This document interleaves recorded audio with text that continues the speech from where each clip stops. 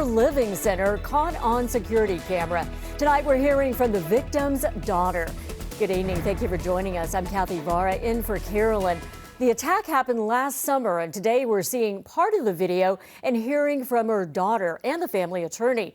NBC4's Darsha Phillips is in the newsroom now with the story. Darsha? Well, Kathy, Camille Anderson set up cameras in plain sight in her mother's apartment and says the sexual assault was captured on those cameras.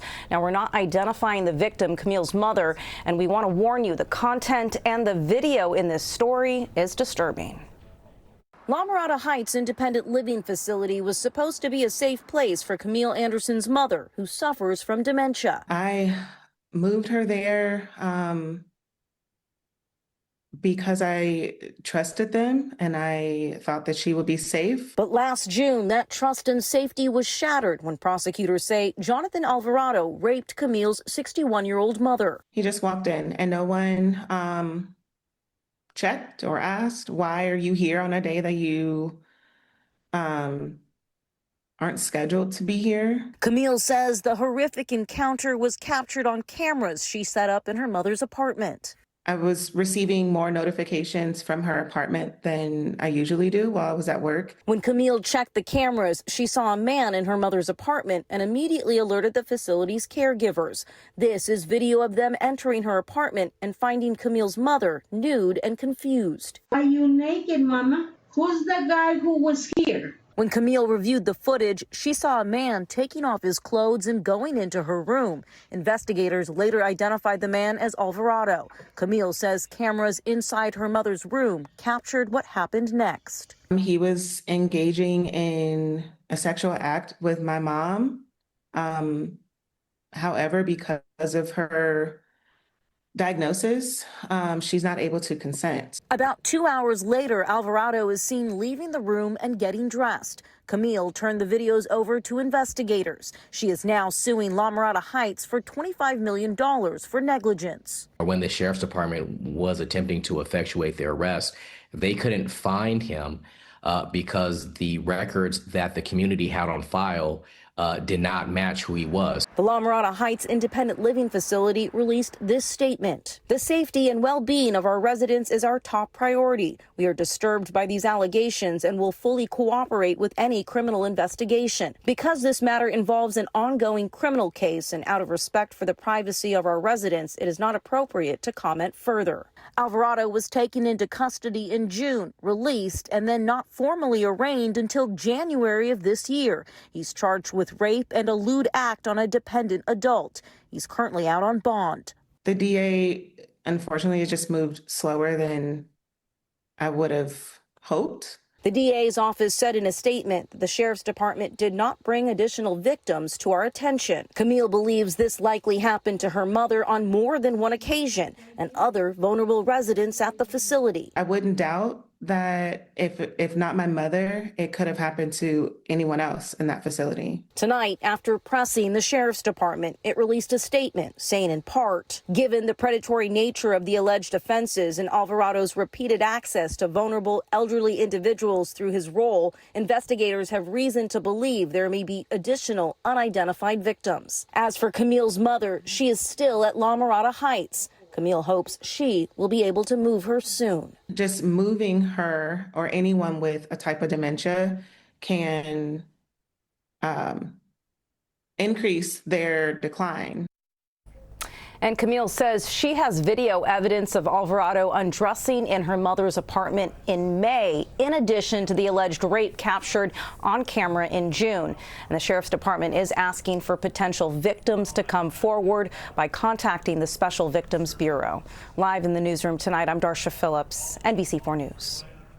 Darsha, thank you. Right now we have breaking news in downtown, and look at this. Apparently a car has sheared a fire hydrant and it is causing quite a mess right now. Eliana Moreno live in News Chopper 4 with more. Eliana. Hey there, Kathy. It's actually Julia Dang up here, and our weekend reporter Ryan Williams is on the controls. He spotted this from a couple miles out. You can see the car that hit the fire hydrant here. We've got waterworks on Olympic Boulevard. This was called out just about 15 minutes ago. Look at that damage. LA City Fire Department responding right now, and as we widen out, I want to show you what's happening in the area. Wires were torn down as well. And this has led to a power outage in this neighborhood. It's just south of the 10 freeway, again on Olympic Boulevard. This is near Mateo. Look at those flickering lights. That's actually impacting this stretch of the 10 freeway. We don't know what led up to that crash. We haven't seen any ambulances here. And again, we don't know if this resulted in any injuries. But look at that flickering sign. If you're driving eastbound on the 10 freeway through downtown LA, you are definitely going to notice this tonight. Don't be distracted. Know that this is because of that crash. We're live in News Chopper 4. Back to you. All right, Julia Ding, thank you so much. New video tonight shows progress at LAX.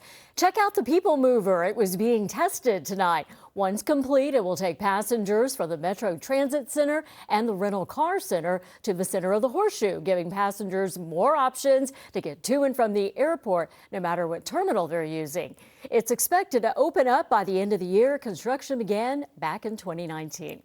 All right, now to a check of our weather. And after a record-breaking week of heat, we are looking at a very slight cool down for the weekend. Meteorologist David Bigger here with more on that. Yeah, so Kathy, you're exactly right. We're looking at a little bit of a cool down for the weekend. It's still going to be warm across the region, but at least we won't be dealing with triple digits inland. So right now, temperatures outside still relatively warm. We have 75 degrees right now around Van Nuys, 66 in downtown LA, 70 at West Covina, 74 degrees in Riverside, and currently 78 degrees around San Bernardino.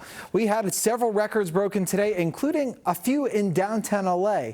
Since we got into the 90s today, that made it the 7th day at or above 90 degrees. That makes it the most ever in the month of March. And we had 5 straight days at or above 90 degrees, making it the longest stretch of 90-degree days in the month of March for downtown LA. A reminder, the record books go back to 1878.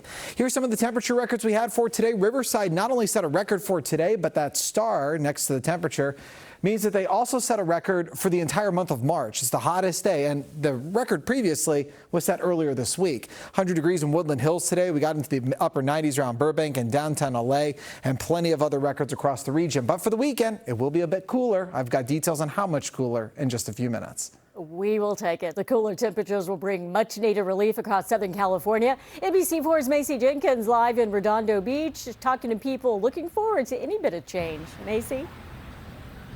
Kathy, what a difference a day makes. All this week after dark, we've been running AC in the truck. And tonight, I actually needed a jacket. Very fitting for the first day of spring. But like David Bigger says, that cool down is only temporary. The extended heat watch finally over after back-to-back scorchers in Southern California this week. Oh, I am not enjoying this. Not at all. Yeah, we're done with the heat. Redondo Beach had a high of 80 during the day. It would have been nice if I was at the beach, but at school it was really hot. But after sunset, temperatures along the coast dropped down into the 60s. It's pretty chilly right now because we're so close to the water, so it gets pretty breezy. We live in San Bernardino. We come all the way over here to get the lesser degrees of heat. Yeah. How's it feel now? Really good. Is there a certain time of day that you come outside because you're like, I don't want to deal with the heat? 6 a.m. Perfect time for the walk the dogs. Maybe around 9 p.m. He goes earlier, but we go later. As our NBC4 meteorologists point out, the prolonged heat wave was largely fueled by a stronger than normal high-pressure system. And while a shift in the system this weekend means slightly cooler temps, the forecast says we'll likely be back into the upper 80s and low 90s by next week. So when I step out, I have to leave the AC on just to keep it maintained. Sorry, we're burning into electricity, but we can't stand it. With the summer-like sizzle simmering down